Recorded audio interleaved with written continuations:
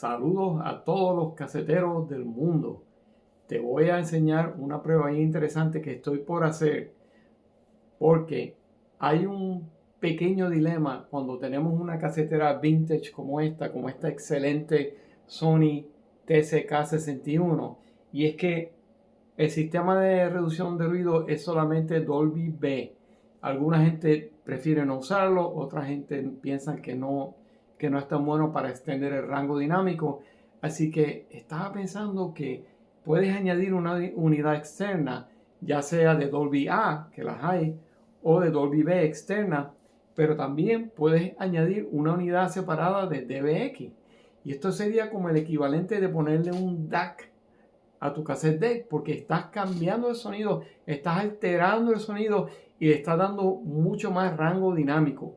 Así que voy a hacer la prueba ahora con ustedes, es la primera vez que lo hago, y voy a grabar una canción sin Dolby y sin DBX, y después voy a poner la misma canción grabándolo con el DBX, y lo vamos a poner playback con el DBX. A ver cuál es la diferencia.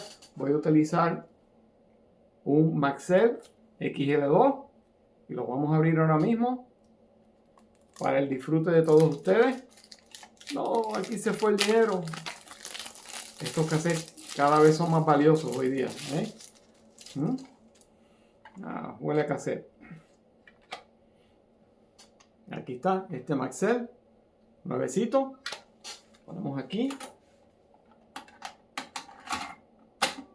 Voy a grabar entonces primero y después voy a poner el playback a través de la computadora directo para que lo puedan oír mejor. ¿Ok? Bien. La fuente es el Acrylic LP10 que estoy usando directamente conectado aquí. Así que va a ser streaming, pero de mi sistema Room.